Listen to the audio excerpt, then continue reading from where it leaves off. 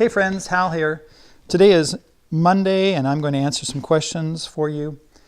And also I'm going to change strings on my guitar as I do so.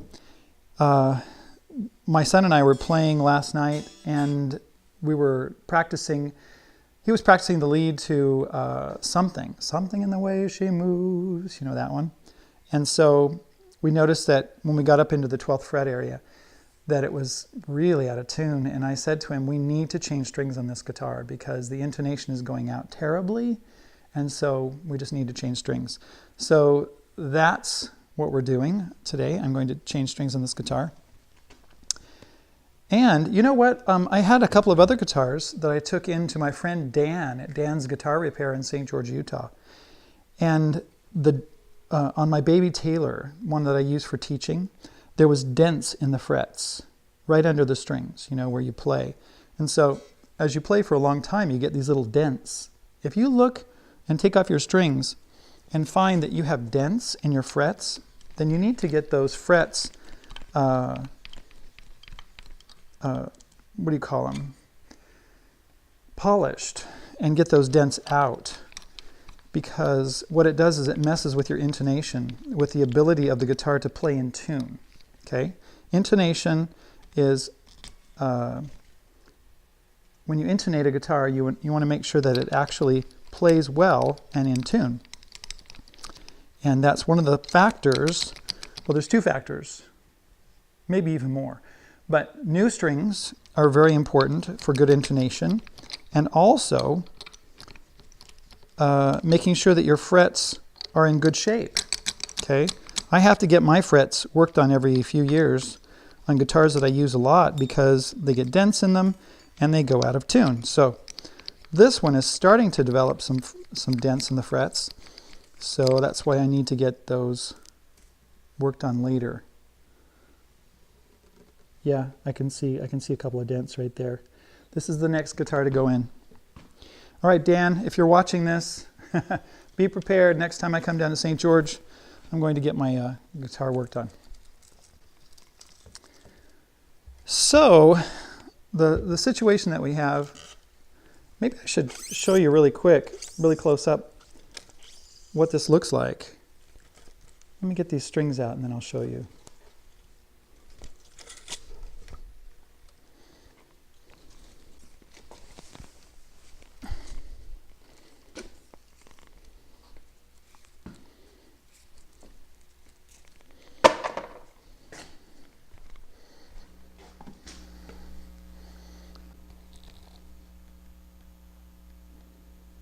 Can you see some dents in that? They're right where the strings go. Very small dents. In fact, you see those little dark spaces right there? That's where the strings go. So these little dents, that's what I'm talking about. One of the things I need to do is I need to polish these frets a little bit. So I found some 600 grit sandpaper, and I'm just going to lightly polish these frets. That's it. Very lightly. I mean, I'm not an expert at this at all, but they're a little corroded. You know what? I need some.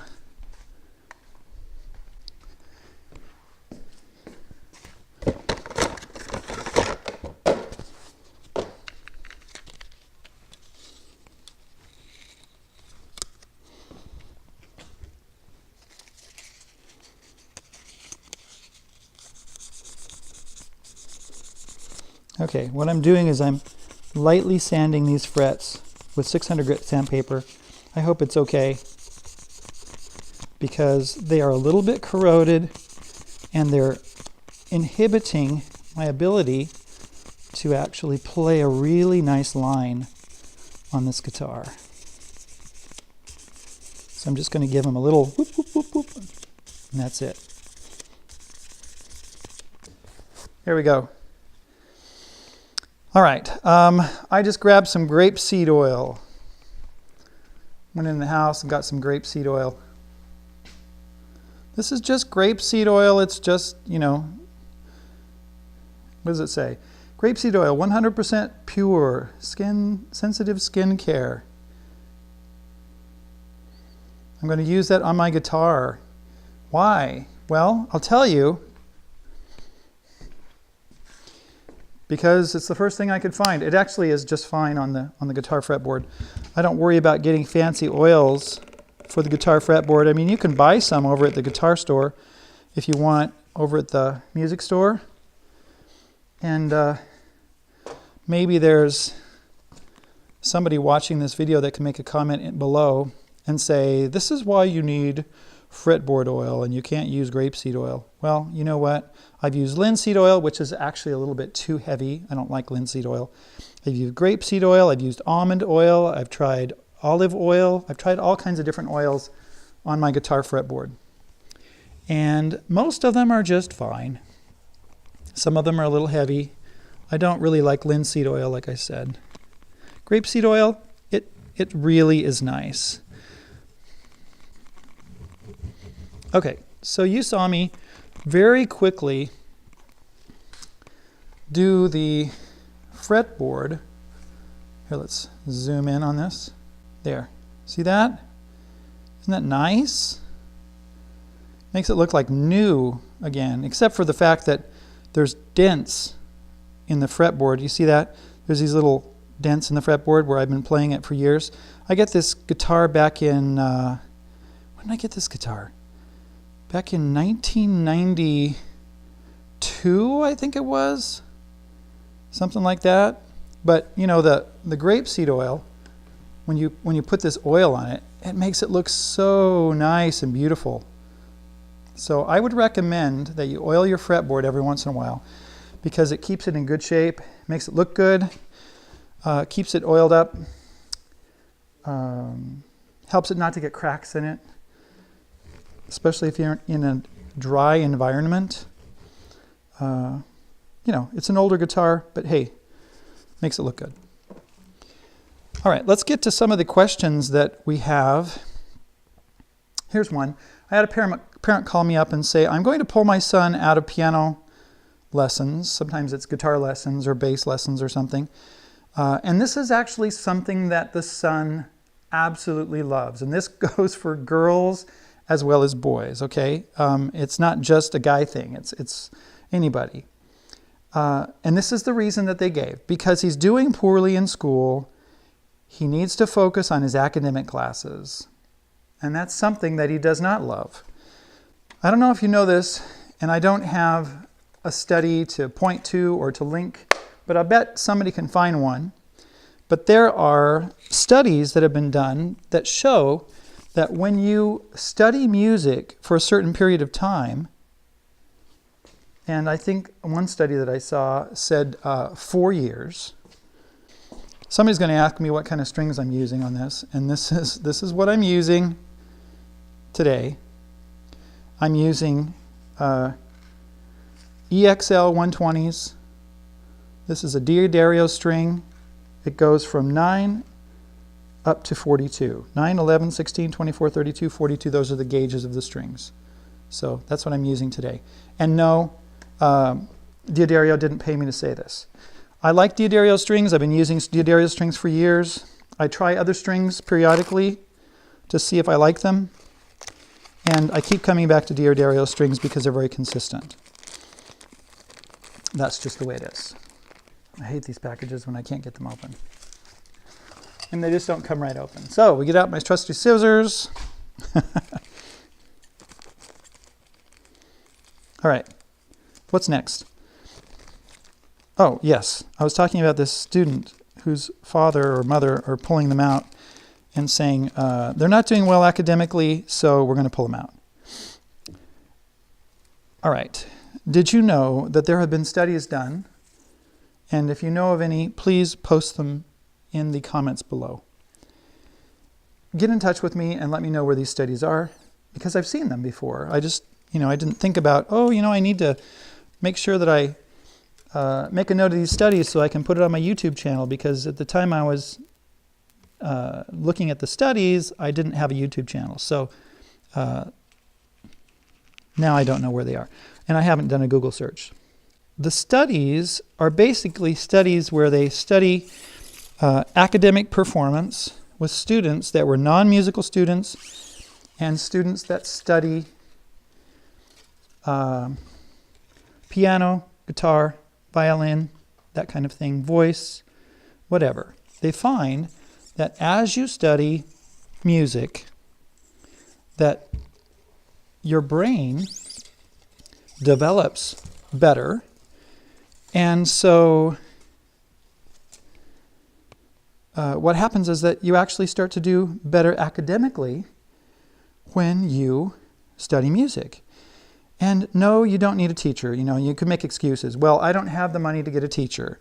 Or you can say, I live in a place where there aren't any teachers. Or you can say, I don't have an instrument, and I can't afford one. Okay, you can make all of these excuses.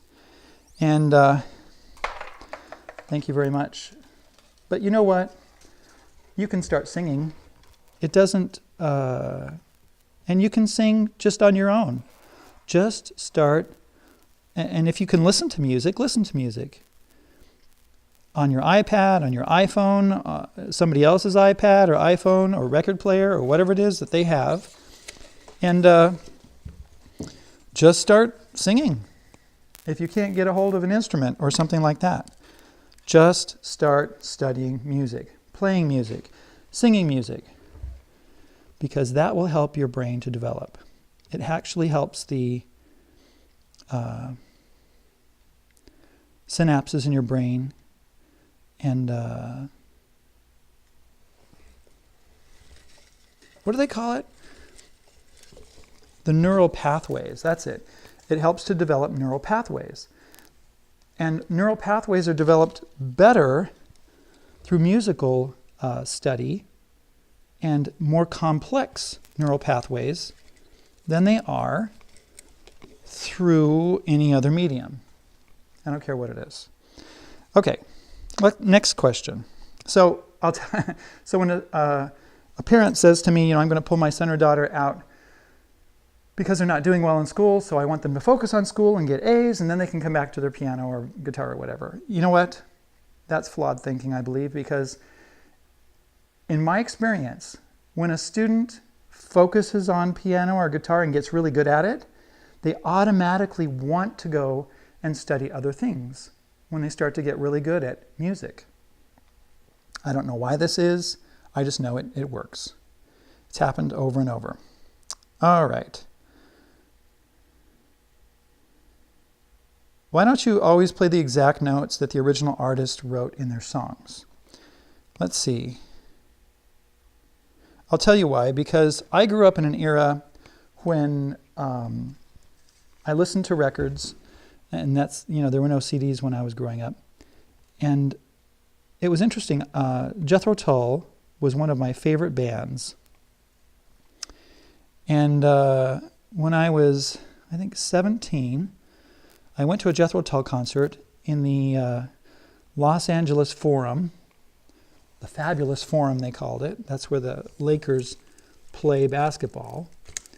And they did 3 nights, and I went all 3 nights to their concert. And I expected, when they played one of their hits called Aqualung, that I was going to hear the lead that I heard on the record. And guess what? Martin Barre did not play the same lead that he played on the record. And I was disappointed. But you know what? That's exactly the way the music was back in the 70s. And that's when I started going to concerts. And even the 60s. You go to a concert and see a live band, and all of a sudden they're not playing the same lead that they played on the record. That's just the way it was. Period. There was a lot of improvisation going on, and with all kinds of bands. Rock bands, pop bands, folk bands, you name it. Boy, I'll tell you, one of the bands that really improvised was Pink Floyd. You know, they would just like go off for hours, it seemed like, on whatever they were playing. So you will not find exactly same note for note. Now, today, I noticed that, you know, people get on my case, get on other people's case. Hey, you know, you didn't play that lead right. You know what? I grew up in an era when the idea, when you played a lead as a lead guitar player, one of the things that you could do was to deviate from the original and kind of show off your stuff and show what you could do. Show what kind of creativity that you had. Now, you know what? Whenever I start a lead, I usually start it exactly the way that the artist does in the beginning. And then I usually deviate from that because I like to. Okay. Let's see here. What else? Oh, I just wanted to say that pop, rock, and jazz music has always been highly improvisational. And you will find that an artist doesn't always play a song live the way they recorded it. Let's see, I already said that. Oh, I want you to know that, you know, even if you learn how to play a note, even if you learn how to play a lead note for note, you need to be able to cover your mistakes because you're always going to make a little mistake or something. So you need to be able to cover the mistakes that you have because it's a skill that we work on as performers.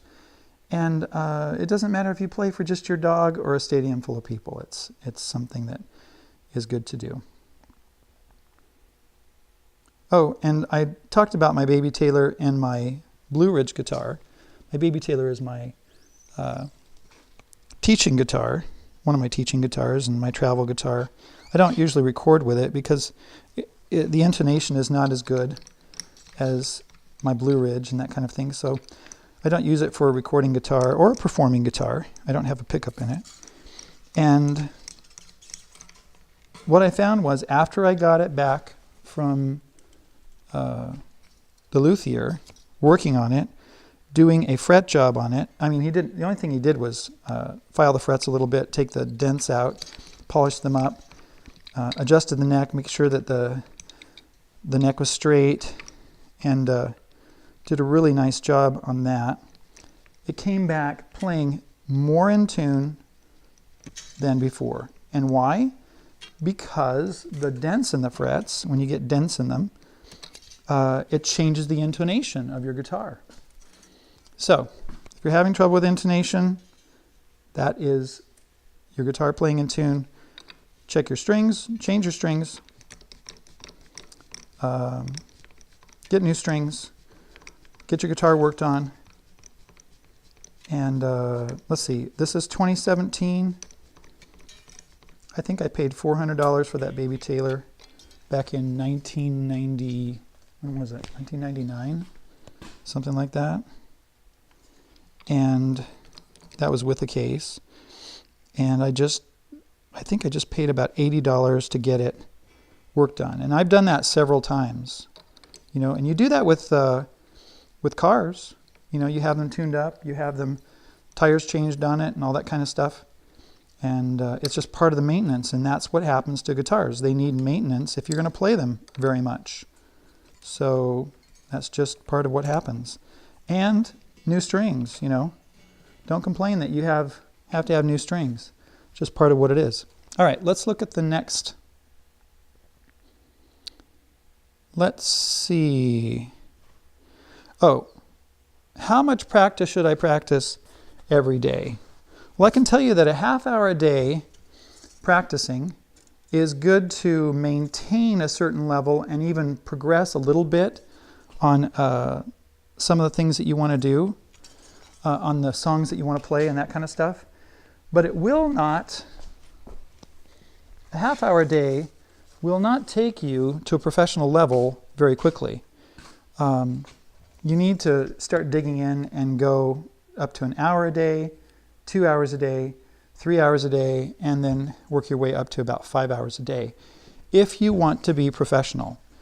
And, you know, if that sounds like a lot to you, then you really don't understand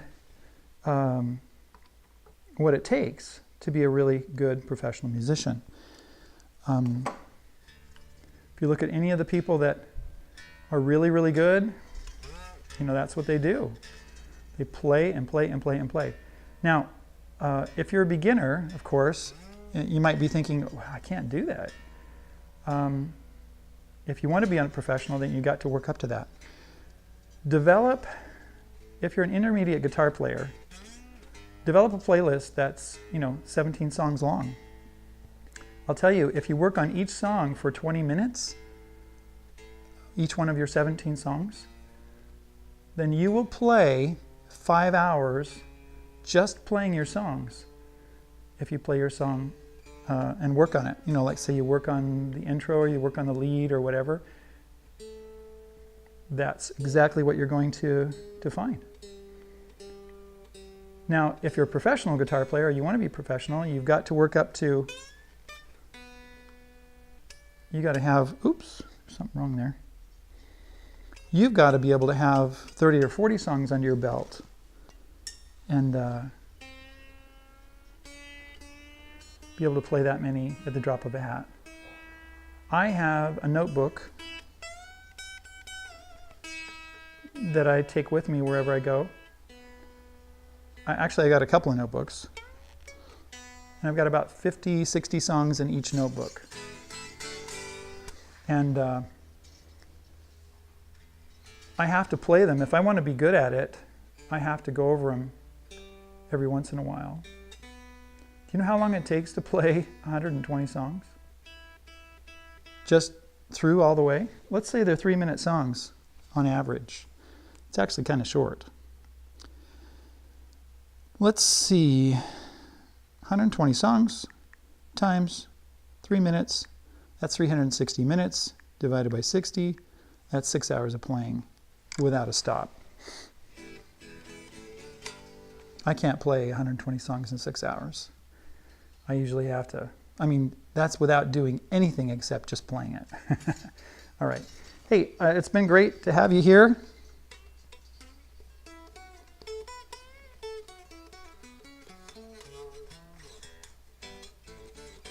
I think this will be great. Okay, got the strings changed. Thanks for being here. Let's see, is there anything else we need to talk about? I don't think so. If you can, come over to Patreon and see what we're doing over there and help to support our videos. We don't make it very much from AdSense, actually. It's about $1 per 1,000 views. So, you know, when you see that we have 1,000 views, we made $1 on it. And it costs more to make a video than $1. In fact, it probably costs, I don't know what it costs, $150 to make a video, something like that. All right, thank you very much for being here. We'll talk to you later.